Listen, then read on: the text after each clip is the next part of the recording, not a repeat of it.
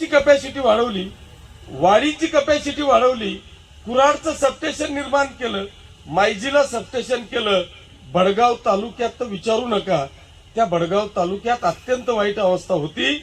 अशा पद्धतीने एमएससीबीचं जाळं निर्माण केलं आणि त्यानंतर पाण्याकडे वळलो. आज तुम्ही जर का पाण्याची परिस्थिती पाहिली तर जलयुक्त शिवाराच्या माध्यमातून तुमच्या प्रत्येकाच्या गावाला, तुमच्या शेतातून निघणारा प्रत्येक पाण्याचा थेंब तुमच्या शेजारी असलेल्या नाल्यामध्ये 100% अडवला. जलयुक्त शिवाराच्या बरोबरच जलसंधारणाच्या माध्यमातून जेवढेही तुमच्या छोट्या छोट्या नद्या असतील त्या 100% नद्या प्रति 1 किलोमीटरवर आपण बंधारे बांधले. आणि या पाचोरा भडगाव तालुक्यात 10 वर्षापूर्वी ज्या विहिरीला प्यायला पाणी नव्हतं ती विहीर आता 24 तास चालायला लागली. ही देण पाण्याची या 10 वर्षामध्ये बांधवांनो या पाचोरा आणि भडगाव तालुक्यात आहे. तुम्ही जर का आज पाहिलं तर तुमच्याकडे 63चा ट्रान्सफॉर्मर होता, तो शेतकरी आता माझ्याजवळ 100चा ट्रान्सफॉर्मर मागतोय. का मागतोय? शेती तीच आहे, उलट कमी झालेली आहे, पण तो आता 100चा ट्रान्सफॉर्मर मागतोय. याचं एकमेव कारण की तुमच्या शेत्या आता बागायत झाल्या. त्या बागायत झाल्या म्हणून तुमच्या ट्रान्सफॉर्मरची कॅपॅसिटी वाढवावी लागते. मला 100च्या ट्रान्सफॉर्मरची डिमांड होते. आज तुमचे सगळे रस्ते करण्याचा प्रयत्न केला, रस्ते राहिले. मी जर का गावात आता गेलो तर माझ्याकडे फक्त शेत रस्त्याची मागणी होते. शेत रस्त्याच्या पलीकडे आता दुसरी मागणी होत नाही. बांधवांनो, या पाचोरा आणि भडगाव तालुक्यात 700 किलोमीटरचे रस्ते शेत रस्ते आहेत. त्याच्यापैकी 400 किलोमीटर रस्ते आपण मंजूर करून टाकले. आचारसंहिता संपली की तुमचे 100% शेत रस्ते मग कामाला होतील. अशा पद्धतीची व्यवस्था बांधवांनो आपण या ठिकाणी केली. अनेक लोक पीक विम्याचा आव आणण्याचा प्रयत्न करतात, पण तुमच्या सगळ्यांकरता हा शेतकरी बांधव जो काही पीक विम्याचा विषय तुमचा होता, आजपर्यंत अनेक शेतकरी, मलाही माहिती आहे, राज्य सरकारला माहिती आहे की मागच्या 10 वर्षापासून जी काय परिस्थिती या महाराष्ट्र आणि देशामध्ये आलेली आहे, अवकाळी पाऊस येतोय, अवेळी पाऊस येतोय, वादळ वारा येतोय, आमच्या हातातोंडाशी आलेला घास हा पाहता पाहता नष्ट होतोय. की जो शेतकरी आमच्या शेतातल्या पिकाला आपल्या पोटाच्या मुलाबाळासारखा जपतोय, पण ते पीक अचानक उद्ध्वस्त होतंय आणि आमच्या घरात येताना तो घास हिरावून नेतोय. अशा वेळेस हा शेतकरी हवालदिल होताना सरकार नेमकं किती अनुदान देणार आहे, किती आम्हाला मदत करणार आहे, त्यांनाही प्रश्न आहे. आणि म्हणून या महाराष्ट्रामध्ये मला वाटतं एक ऐतिहासिक निर्णय आपल्या राज्य सरकारने घेतला. तो निर्णय म्हणजे आपल्या तमाम शेतकरी बांधवांचा की जो पीक विम्याकडे पाठ फिरवत होता, एवढा पैसा टाकून जर का पीक विमा मिळाला नाही तर तो पीक विमा भरायला 10-15 हजार तो देऊ शकत नव्हता. बांधवांनो, आपल्या या युतीच्या सरकारने, या राज्याच्या मुख्यमंत्री एकनाथजी शिंदे साहेब, आदरणीय देवेंद्रजी फडणवीस साहेब, आदरणीय अजितदादा पवार साहेबांच्या या आपल्या सरकारने या राज्यातल्या 100% शेतकऱ्यांचा पीक विमा हा स्वतः राज्य सरकारने भरला. तुम्हाला फक्त नाममात्र 1 रुपया हा फक्त तुम्ही रजिस्ट्रेशन करायला यावं याच्यासाठी 1 रुपया फी फक्त तुम्हाला भरावी लागली. आणि म्हणून आज या पाचोरा तालुक्यातल्या तमाम शेतकरी बांधवांना 2023चा 100 करोड रुपयाचा पीक विमा ऐन दिवाळीच्या काळामध्ये तुमच्या अकाउंटवर आला. हा आमचा शेतकरी बांधवांनो या ठिकाणी राज्य सरकारने घेतलेला हा निर्णय. त्याच्यामुळे वीज, पाणी, पीक विमा आणि शेत रस्ता तुम्ही दिलेल्या निवेदनाचे उत्तर संपले. याच्या पलीकडे मला वाटतं दुसरा कुठलाही विषय या शेतकरी बांधवांचा येऊ शकत नाही. आज जर तुम्ही पाहिलं तर मला वाटतं 17 करोड रुपयाचं आपण शेतकरी भवन बांधलं, म्हणजे मंजूर केलं, त्याचं भूमिपूजन झालं, त्याच्या कामाला सुरुवात होते. शेतकरी भवनामध्ये इतकी मोठी यंत्रणा आपली सज्ज होणार आहे की या शेतकऱ्याला आता हवामानाच्या अंदाजापासून, आपल्या मातीची तपासणीपासून तर सगळी सुविधा आमच्या त्या शेतकरी भवनामध्ये होणार आहे. असे अनेक विषय बांधवांनो आमच्या या शेतकरी बांधवांसाठी आहे. आपल्या या देशाचे पंतप्रधान आदरणीय मोदी साहेबांनी आमच्या या महाराष्ट्रातल्या आणि देशातल्या किसान सन्मान योजना म्हणून 6,000 रुपये दिले. आपलं राज्य सरकार या देशातलं पहिलं राज्य असेल की जे पाऊल या देशाचे पंतप्रधान आदरणीय मोदीजींनी टाकलं. त्यांच्याच पावलावर पाऊल ठेवून माझ्या शेतकऱ्याकरता आम्ही सुद्धा एक पाऊल पुढे टाकलं पाहिजे. म्हणून आपल्या या युतीच्या सरकारने त्यांनी दिलेले 6,000 आणि आपले पुन्हा 6,000 असे 12,000 रुपये आमच्या शेतकरी बांधवांना या ठिकाणी देण्याचा प्रयत्न केला. शेतकरी या विषयाला खऱ्या अर्थाने केंद्रबिंदू मानून आपल्या या राज्यातल्या तमाम शेतकरी बांधवांचा विकास करण्याचा प्रयत्न बांधवांनो या ठिकाणी केलेला आहे. मी आपल्याला या निमित्तानं सांगेल की आपला एक सगळ्यात महत्वाचा विषय जो होता तो म्हणजे नारपारचा आणि दुसरा विषय होता भागपूरचा. आपण या सगळ्या विषयामध्ये येणाऱ्या 2-3 वर्षामध्ये मी आपल्याला खात्री देतो की बांधवांनो इकडचं भागपूर आणि इकडचं नारपार ह्या 2 गोष्टी ज्या दिवशी आमच्या पूर्ण होतील ना त्या दिवशी खऱ्या अर्थाने माझा हा पाचोरा आणि भडगाव तालुक्यातला तमाम शेतकरी बांधव हा समृद्ध होणार आहे. याच्याजवळ सगळीच क्षमता आहे, ताकद आहे, काम करायची कुवत आहे, पण पाणी, वीज आणि रस्ता या 3 गोष्टींमुळे तो थकला आहे. त्याच्यामुळे तो अपयश होतोय. बांधवांनो आज मी आपल्याला खात्री देतो की हे दोघेही कामं मंजूर झालेले आहेत. हे ज्या दिवशी होतील त्या दिवशी खऱ्या अर्थाने हा पाचोरा तालुका समृद्ध होणार आहे. अशा पद्धतीची परिस्थिती आपल्या या राज्य सरकारने या ठिकाणी बांधवांनो निर्माण करण्याचा प्रयत्न केला आहे. त्यांनी व्यवसायाच्या संदर्भामध्ये आपण सांगितलं आज MIDC आपली मंजूर झाली. मी आपल्याला खात्री देतो की माझ्या पाचोरा आणि भडगाव तालुक्यातले अनेक तरुण की पोटाची खळगी भरण्याकरता तो नाशिक, संभाजीनगर, पुन्हा मुंबई सारख्या शहरांमध्ये जातोय आणि तिथे 15-20 हजाराची नोकरी करतोय.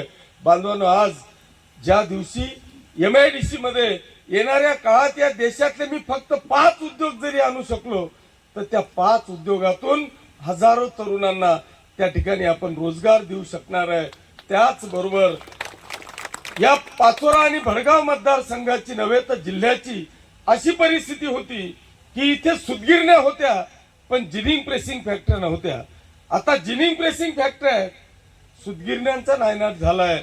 आपण या ठिकाणी 100 करोड रुपयाची सुतगिरणी मंजूर करून आणली. वर्षभरात ती चालू होणार आहे. त्याच्यात हजारो रोजगारांना रोजगार मिळण्याचं काम त्या सुतगिरणीच्या माध्यमातून होणार आहे. जो कापसाच्या भावाचा विषय आहे, ज्या दिवशी सुतगिरणी होईल त्या दिवशी खऱ्या अर्थाने एक चांगल्या पद्धतीचा रेट आमच्या शेतकरी बांधवांना या ठिकाणी कापसाला सुद्धा मिळेल अशा पद्धतीची व्यवस्था त्या सुतगिरणीच्या माध्यमातून होणार आहे. राहिला आमच्या लाडक्या बहिणींचा विषय. मला असं वाटतं की या देशातलं पहिलं आपलं राज्य असेल की त्या राज्याने एक इतिहास रचला. आमच्या प्रदीप दादांनी सांगितलं सावित्रीआईंचा त्यांनी दाखला दिला, महात्मा ज्योतिबा फुलेंचा दाखला दिला. पण बांधवांनो आमच्या या माता भगिनींनो आज खऱ्या अर्थाने या महाराष्ट्राच्या सरकारने आपल्या मुख्यमंत्री एकनाथजी शिंदे साहेबांनी खऱ्या अर्थाने या राज्यामध्ये एक इतिहास रचला की आमच्या आता जन्मापासून तर आमच्या शेवटच्या प्रवासापर्यंतची 100% व्यवस्था आमच्या नारी शक्तीची केली. खऱ्या अर्थाने नारी शक्तीचा सन्मान केला. इथे आता मुलगी जन्माला आली की तिच्या अकाउंटवर 7,000 रुपये पडताय. ते बालवाडीला गेली की 5,000 रुपये पडताय. 18 वर्षाची झाली की 1,01,000 रुपये तिच्या अकाउंटवर पडताय. 18 वर्षाच्या नंतर अनेक आमचे असे कुटुंब आहेत की त्याची शिकायची इच्छा आहे, शिकवायची इच्छा आहे, पण पैशामुळे आम्ही कन्येला शिकवू शकत नाही. आज उच्च शिक्षणाची 100% फी माननीय मुख्यमंत्री महोदयांनी माफ केली. आता तुम्हाला लाखो रुपये फी भरायची आवश्यकता नाही, ते सरकार भरणार आहे. ती 21 वर्षाची झाली की लाडकी बहीण बनते आहे. आता ह्या महिन्याचाही पगार तुमचा येऊन पडलेला आहे. डिसेंबरची व्यवस्था करून ठेवलेली आहे. हा 26 तारखेला नोव्हेंबर महिन्याची आचारसंहिता संपली की लगेच डिसेंबरचा पैसा हा तुमच्या अकाउंटवर येणार आहे. 65 वर्षाची झाली की संजय गांधी श्रावण बाळ शेवटच्या प्रवासापर्यंत चालू राहणार आहे. आमची सगळ्यात महत्वाची व्यवस्था होती ती म्हणजे गॅस सिलेंडरची. वर्षाला 3 गॅस सिलेंडर आपल्याला मोफत दिले. हे सगळं झाल्यावर आमच्या एखाद्या आजीला वाटतं की मी तीर्थक्षेत्राला जावं. आपले 100 लोक अयोध्या जाऊन आले आणि त्या अयोध्येमध्ये होती का इथली एखादी आजी? कृष्णापुरीतल्या भरपूर आज्या होत्या. त्या आजीनी 2-4दा भाषणही तिने बाईटही दिली. इतकी चांगली व्यवस्था 30,000 रुपये तुम्हाला तीर्थ दर्शनासाठी मंजूर करून ठेवले. असा एकही घटक नाही की तो घटक बांधवांनो या ठिकाणी आपल्या युतीच्या सरकारपासून वंचित राहिला. मी या संपूर्ण मतदारसंघामध्ये आमच्या जर का पाहिलं तर 3,000 करोड रुपयाच्या विकासाचा आकडा आपण प्रत्येक गाव परत बॅनर पोस्टर लावले. अर्थात शहरातली अनेक मंडळी इथं आहे, पिंपळगावचे आहेत, भोजाचे आहेत.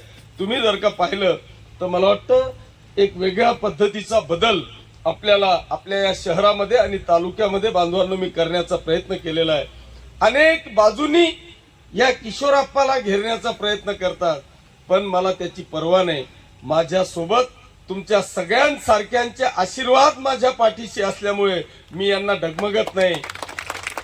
आज अशी परिस्थिती आहे, कदाचित मी ओव्हर कॉन्फिडन्स मध्ये सांगत असेल, पण अशी परिस्थिती आहे की 60 मध्ये तुमचा हा किशोराप्पा आहे आणि 40 मध्ये हे सगळे 12-13 आहेत.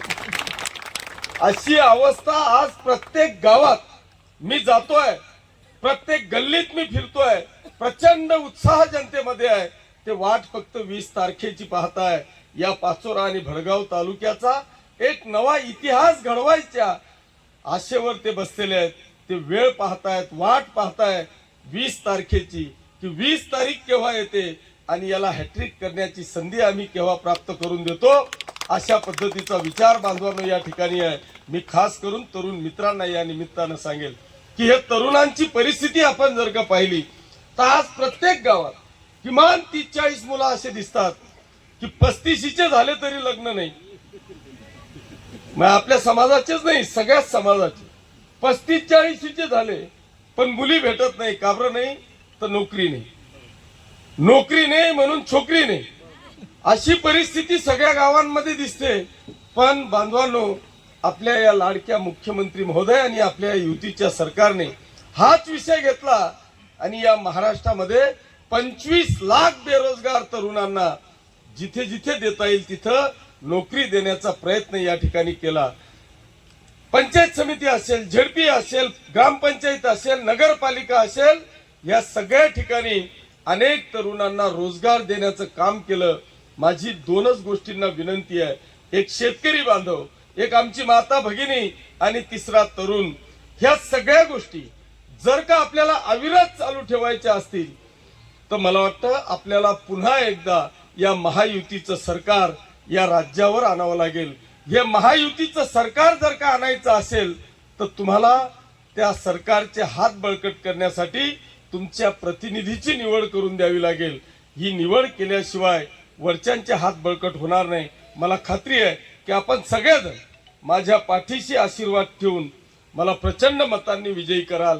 मला विरोधकांवर बोलायचं नाहीये, कारण बोलण्या इतकी लायकी त्यांची समोरच्यांची नाहीये. ते उलट वाट पाहता की हा माझ्यावर बोलायला पाहिजे, तो म्हणतो माझ्यावर बोलायला पाहिजे.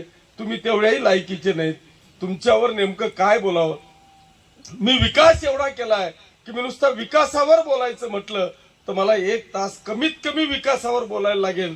त्याच्यामुळे मी ह्या 12 भानगडीत न पडता तुम्ही शिव्या ऐकायला आलेले नाहीत, तुम्ही विकास ऐकायला आलेले आहेत. त्याच्यामुळे आपण काळजी करू नका. जो काय विषय रावसाहेबजी तुम्ही सांगितला की मी ज्या पद्धतीने या